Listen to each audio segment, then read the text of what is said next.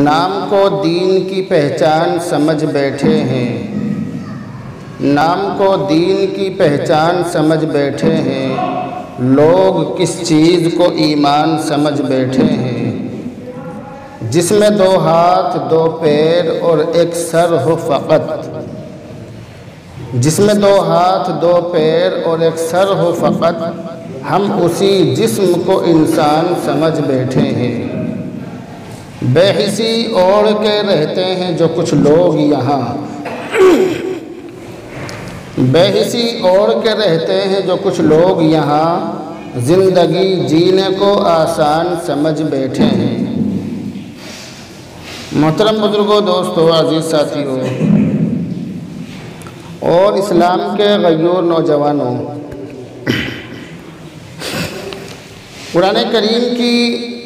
جو آیت میں نے آپ کے سامنے پڑھی ہے، اس آیت میں اور اس سے پہلی والی آیتوں میں اور اس کے بعد والی آیتوں میں، یعنی اس پورے ہی رکوع میں، یہ سورہ بقرہ کے 3 پارے کا 3 صفحہ ہے، تو اس پورے ہی رکوع میں اللہ تعالیٰ نے اللہ کے راستے میں مال خرچ کرنے کی فضیلت، اہمیت اور مال خرچ نہ کرنے کا گناہ اور مال خرچ کرنے کے بعد اس کو جتانا، احسان جتانا اور پھر اس کے نقصانات، ان تمام چیزوں کو اللہ تعالیٰ نے ان آیتوں میں بیان فرمایا ہے۔ چنانچہ اس رکوع کی جو سب سے پہلی آیت ہے، اس آیت کے اندر اللہ تعالیٰ نے اپنے راستے میں مال خرچ کرنے کی بہت بڑی اہمیت اور فضیلت بیان فرمائی ہے، اور یہاں تک بیان فرمایا کہ بہت سی مرتبہ اللہ کے راستے میں 1 روپیہ خرچ کرنے سے 700 روپے خرچ کرنے کی برابر ثواب ملتا ہے۔ 1 روپیہ اللہ کے راستے میں خرچ کرو تو اس کے بدلے میں 700 روپے ملیں گے، 700 گنا ثواب ملے گا، اتنی زیادہ نیکیاں ملیں گی کہ انسان سے سنبھالی نہیں جائیں گی۔ ان چیزوں کو دیکھ کر اپنے ہاتھ سے جو انسان خرچ کرتا ہے، اس خرچ کیے ہوئے کا نتیجہ اور ثواب دیکھ کر قیامت کے دن انسان تعجب کرے گا۔ تو ان آیتوں میں اللہ تعالیٰ نے اپنے راستے میں خرچ کرنے کی بہت بڑی اہمیت اور فضیلت بیان فرمائی، اور مثال دے دے کر بیان فرمایا، مثال دے دے کر بتلایا کہ اللہ کے راستے میں خرچ کرنے کی یہ فضیلت ہے، اللہ کے راستے میں خرچ کرنے کی وہ فضیلت ہے۔ بہت ساری باتیں، طرح طرح کی باتیں اللہ تعالیٰ نے بیان فرمائی ہیں، جبکہ حقیقت یہ ہے کہ اگر ہم اللہ کے راستے میں 1 بھی روپیہ خرچ کرتے ہیں، اللہ کے راستے میں 1 کھجور کی گٹھلی بھی اگر ہم صدقہ کریں گے تو اس سے ہمارا اپنا بھلا ہوگا، اس سے ہمارا فائدہ ہوگا۔ دنیا کے اندر اللہ تعالیٰ ہمیں سکون کی زندگی نصیب فرمائے گا، اور مرنے کے بعد قبر کے اندر اور قیامت کے دن اللہ تعالیٰ اس کا بہت بہترین بدلہ ہمیں عطا فرمائے گا۔ جو لوگ اللہ کے راستے میں خرچ کرتے ہیں، قرآن کریم کے اندر ان کو بڑی فضیلت والا انسان بتلایا ہے۔ حدیثوں کے اندر بھی ایسے لوگوں کی بہت زیادہ تعریفیں کی گئی ہیں جو اللہ کے راستے میں اپنا مال خرچ کرتے ہیں، اور اللہ تعالیٰ بڑے بڑے مالداروں کو، بڑے بڑے لوگوں کو اپنے راستے میں خرچ کرنے کی توفیق نہیں دیتا ہے، بلکہ بہت سارے لوگ ایسے ہوتے ہیں کہ وہ اللہ کے راستے میں خرچ کرنا چاہتے ہیں مگر خرچ نہیں کر سکتے۔ اللہ کے نبی علیہ السلام کے زمانے کی مثالیں موجود ہیں کہ ایک شخص نے اللہ کے نبی علیہ السلام سے دعا کرائی کہ اے اللہ کے نبی، میرے لیے دعا کر دیجئے کہ میں مالدار ہو جاؤں، میرے پاس خوب مال و دولت ہو جائے۔ اللہ کے نبی علیہ السلام نے اسے سمجھایا مگر اس کی سمجھ میں نہیں آیا، وہ ضد کر کے بیٹھ گیا کہ مجھے تو مالدار ہی بننا ہے۔ اللہ کے نبی علیہ السلام نے اس کے لیے دعا کر دی۔ اللہ کے نبی کی دعا خالی کہاں جاتی، اللہ کے نبی کی دعا فوراً قبول ہو گئی۔ وہ شخص بہت بڑا مالدار بن گیا، بہت ساری بکریاں خرید لی، بکرے بکری جانور اس کے پاس بہت سارے ہو گئے، یہاں تک کہ اتنے جانور اس کے پاس ہو گئے کہ اس کو مدینے کے اندر ان جانوروں کو رکھنے کی جگہ نہیں ملی، تو مدینے سے باہر جا کر اس نے بہت بڑی جگہ گھیر لی اور وہاں جا کر اپنی بکریوں کے رہنے سہنے کا انتظام کیا۔ جو شخص اللہ کے نبی علیہ السلام کے پیچھے مسجد نبوی میں 5 وقت کی نماز جماعت کے ساتھ اللہ کے نبی کے ساتھ پڑھتا تھا، اللہ کے نبی کی بات نہ ماننے کی وجہ سے وہ مدینہ منورہ سے باہر چلا گیا، وہاں پر بکریوں کا کام دھندہ اس نے شروع کر دیا۔ پھر یہ ہو گیا کہ اس سے نمازیں قضا ہونے لگی، اس کے بعد کچھ دنوں کے بعد یہ ہونے لگا کہ اس سے جمعہ کی نماز بھی نہیں پڑھی جانے لگی، اللہ کے نبی کی خدمت میں بھی نہیں آنے لگا، وہ شخص آنا بھی بند کر دیا۔ اس کے بعد جب بہت زیادہ اس کے پاس مال و دولت ہو گیا تو اللہ کے نبی علیہ السلام نے کہا کہ جاؤ اس کے پاس جاؤ اور جا کر اس سے زکوٰۃ لے کر آؤ۔ تو اس نے یہ کہا کہ یہ جتنا بھی مال و دولت ہے سب میں نے اپنے ہنر سے کمایا ہے اور تم آگے منہ اٹھا کر زکوٰۃ لینے والے، میں بالکل بھی نہیں دوں گا۔ اللہ کے نبی علیہ السلام نے جب یہ بات سنی تو بہت افسوس کا اظہار فرمایا۔ اللہ کے نبی کے وصال کے بعد حضرت ابو بکر صدیق رضی اللہ تعالی عنہ کی خدمت میں وہ زکوٰۃ کے پیسے لے کر پہنچا تو انہوں نے کہا کہ جس مال کو اللہ کے نبی نے قبول نہیں فرمایا، میں ابو بکر صدیق کون ہوتا ہوں کہ اس مال کو قبول فرما لوں؟ میں تمہارا مال اللہ کے راستے میں بالکل بھی قبول نہیں کروں گا۔ اس کا مال قبول نہیں کیا گیا۔ اگر ہمارا مال، اگر ہمارا پیسہ اللہ کے راستے میں خرچ ہو رہا ہے یا اللہ کے راستے میں قبول کیا جا رہا ہے تو یہ ہمارے لیے کمال کی بات نہیں ہے بلکہ ہمارے لیے بہت خوشی کی بات ہے، کیونکہ اس دنیا کے اندر، اس سرزمین کے اوپر اور آپ کے محلے اور پڑوس میں ایسے بہت سارے لوگ ہیں کہ جن کے پاس بہت زیادہ مال و دولت ہے، مگر وہ لوگ غریبوں کو، مسکینوں کو، یتیموں کو، مانگنے والوں کو، فقیروں کو دینا پسند نہیں کرتے بلکہ ان کو ڈانٹ کر بھگا دیتے ہیں۔ اور ہم نے ایسے لوگوں کو بھی دیکھا کہ جو کل تک اپنے آفس کے باہر،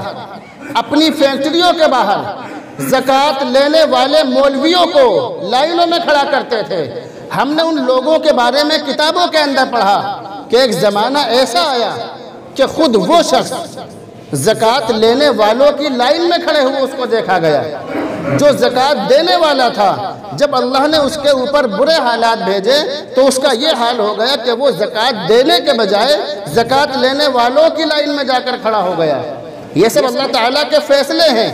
یہ سب اللہ تعالیٰ انسان کو دکھلاتا ہے، اللہ کی قدرت کے کرشمے ہیں یہ سب۔ اللہ تعالیٰ انسان کو بتلاتا ہے، انسان کو اللہ تعالیٰ سمجھاتا ہے کہ میں تمام چیزوں پر قادر ہوں، میں چاہوں تو 1 منٹ میں بادشاہ کو فقیر بنا دوں اور چاہوں تو 1 منٹ میں فقیر کو بادشاہ کی کرسی پر بٹھا دوں۔ میں وہ خدا ہوں کہ اگر چاہوں تو یوسف علیہ السلام کو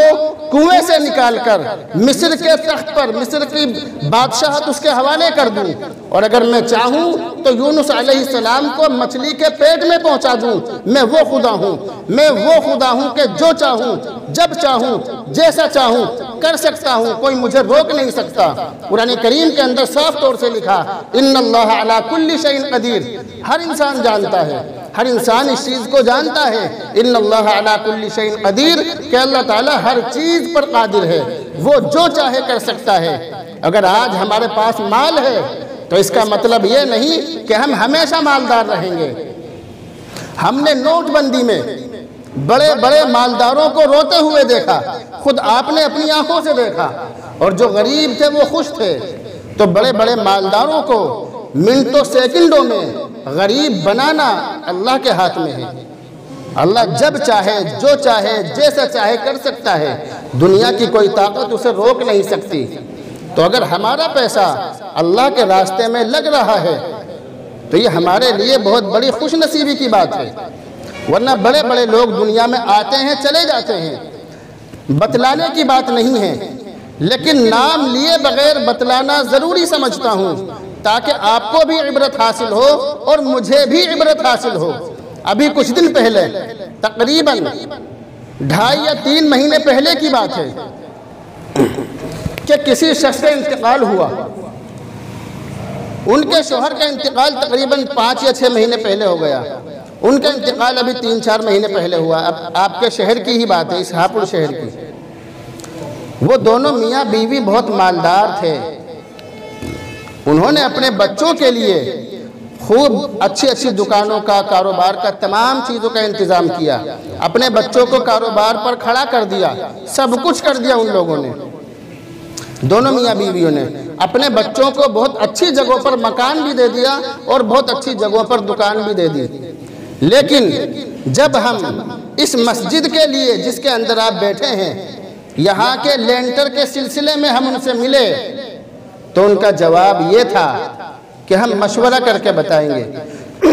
ان کی اتنی ہمت نہیں ہوئی کہ وہ ہم سے ڈائریکٹ منع کر دیں کہ ہم نہیں دے سکتے، کیونکہ ہم ان کو کھری کھوٹی سنانا بھی جانتے تھے، انہیں معلوم ہے کہ یہ کس طرح کا آدمی ہے، اور جو میرے ساتھ تھے وہ ان کے بارے میں بھی جانتے ہیں کہ یہ ہمیں 1 منٹ میں سیدھا بھی کر سکتے ہیں۔ اس لیے انہوں نے یہ تو نہیں کہا کہ ہم نہیں دیں گے، انہوں نے کہا کہ ٹھیک ہے ہم مشورہ کر کے بتائیں گے۔ ہم ان کے گھر، یقین کرنا اللہ کے ممبر، اللہ کے گھر میں بیٹھ کر جھوٹ نہیں بولنا، تقریباً 6 یا 7 چکر ہم نے ان کے گھر کے لگائے، لیکن ایک دوسرے پر ٹالتے رہے۔ آخر میرے ساتھ جو شخص تھے انہوں نے ان کو بہت اچھی طرح ڈانٹا، بہت بڑھیا طرح ان کو ڈانٹا، اور بہت الٹی سیدھی باتیں ان سے کہی کہ تمہیں شرم نہیں آتی کہ تمہارے والد اور والدہ تمہارے لیے اتنا سارا مال و دولت چھوڑ کر گئے اور تم ان کے لیے، ان کے نام سے مسجد کے اندر ایک اینٹ بھی نہیں لگوا سکتے، کس طرح کے انسان ہو تم؟ انہیں میں نے بھی بہت غیرت دلائی اور جو میرے ساتھ تھے انہوں نے بھی بہت غیرت دلائی، مگر بیچارے چکنے گھڑے تھے۔ ان کا حال یہ تھا کہ جو چاہے کہتے رہو، ہم تو سن ہو گئے سن کے، تو ہم ان کے پاس پھر دوبارہ نہیں گئے۔ بتلانے کا مقصد یہ ہے کہ ان کے والدین ان کے لیے بہت سارا مال و دولت چھوڑ کر گئے، بہت اچھا مکان چھوڑ کر گئے، ہر بیٹے کے لیے الگ الگ دکانیں چھوڑ کر گئے، اور کاروبار اتنا اچھا کہ پڑوسی بھی تمنا کرتے ہیں کہ کاش اتنا اچھا کاروبار ہمارا ہو جائے۔ مگر ان کا یہ حال کہ اپنے والدین کے مرنے کے بعد 1 روپیہ بھی انہوں نے ہماری نظروں میں، انہوں نے کہیں خرچ کیا ہوگا، ہم کسی پر الزام نہیں لگا سکتے کہ انہوں نے خرچ نہیں کیا ہوگا، لیکن ہماری نظروں میں انہوں نے 1 روپیہ دینا بھی گوارا نہیں کیا۔ آخر میں نے ان سے یہ کہا کہ اگر تم سے کچھ نہیں ہو سکتا تو کم سے کم دکان سے ایک اینٹ خرید کر ہمیں دے دو تاکہ ہم تمہارے ماں باپ کے نام سے مسجد میں لگوا سکیں۔ مگر ان کو اتنی بھی توفیق نہیں ہوئی کہ وہ 6-6.5 روپے کی ایک اینٹ خرید کر اپنے مرحوم والدین کے نام سے مسجد میں لگوا سکیں۔ اس طرح کے لوگ ہیں، اس طرح کے حالات ہیں، تو ہم کس پر گھمنڈ کرتے ہیں؟ کس اولاد پر گھمنڈ کرتے ہیں ہم، یا کس مال و دولت پر گھمنڈ کرتے ہیں؟ قرآن کریم صاف طور پر کہہ رہا ہے انما اموالکم و اولادکم فتنہ، تمہارا مال اور تمہاری اولاد فتنتن کے معنی ہے آزمائش کا ذریعہ، ان چیزوں کے ذریعے سے انسان کو آزمایا جاتا ہے۔ اولاد دے کر، مال و دولت دے کر، کوٹھی بنگلے دے کر، گاڑیاں دے کر، بینک بیلنس دے کر انسان کو آزمایا جاتا ہے، اور یہ پتہ لگایا جاتا ہے کہ یہ شخص ان حالات میں کس طرح کی زندگی گزارتا ہے۔ تو یہ جو مال و دولت ہے یہ ہمارا نہیں ہے۔ قرآن کریم کے اندر صاف طور سے لکھا، قرآن کریم کے 11ویں پارے میں 3رے صفحے پر پڑھ لینا، سب سے آخری آیت، ان اللہ اشترى من المؤمنین انفسهم واموالهم بان لهم الجنہ، کہ بے شک اللہ تعالیٰ نے ایمان والوں کی جان اور مال جنت کے بدلے میں خرید لیا۔ یہ مال اور یہ جان ہمارا نہیں ہے، اس جان کا اور اس مال کا ہمیں حساب دینا ہے، مگر یہ ہمارا نہیں ہے۔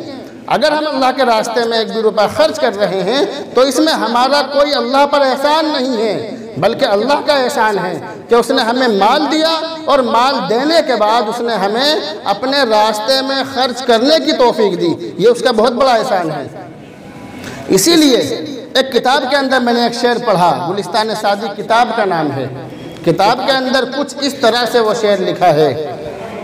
منت منہ کے خدمت سلطان ہمی کنی، فارسی زبان کا شعر ہے، میں نے پہلے بھی شاید سنایا تھا،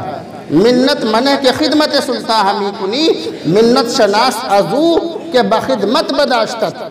یعنی احسان مت جتلا، احسان مت جتا کہ تو بادشاہ کی خدمت کرتا ہے،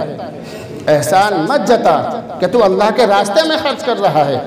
احسان مت جتا کہ تو مسجد کا ذمہ دار ہے اور مسجد تو نے بنا کر کھڑی کر دی، احسان مت جتا کہ تو غریبوں کے گھروں میں راشن ڈال رہا ہے، احسان مت جتا کہ تیرے پیسوں کے ذریعے سے کئی غریب پریوار پل رہے ہیں، غریبوں کے گھر تیرے پیسوں سے پل رہے ہیں، احسان مت جتا، بلکہ احسان اس کا سمجھ، اللہ کا احسان سمجھ کہ وہ تجھ سے کام لے رہا ہے، ورنہ تجھ جیسے پتہ نہیں کتنے انسان شراب پی کر نالیوں میں پڑے ہوئے ہم نے دیکھے ہیں۔ تو بادشاہ کا احسان سمجھ کہ وہ تجھ سے کام لے رہا ہے، ورنہ کام کے لیے اس کے پاس بہت سارے لوگ موجود ہیں۔ اور آپ نے وہ واقعہ بھی سنا ہوگا ابابیل کا، جو قرآن کریم کے اندر سورہ فیل کے اندر لکھا ہے، اس کے اندر پورا قصہ لکھا ہے کہ جب عبد المطلب نے ابرہہ بادشاہ سے یہ کہہ دیا تھا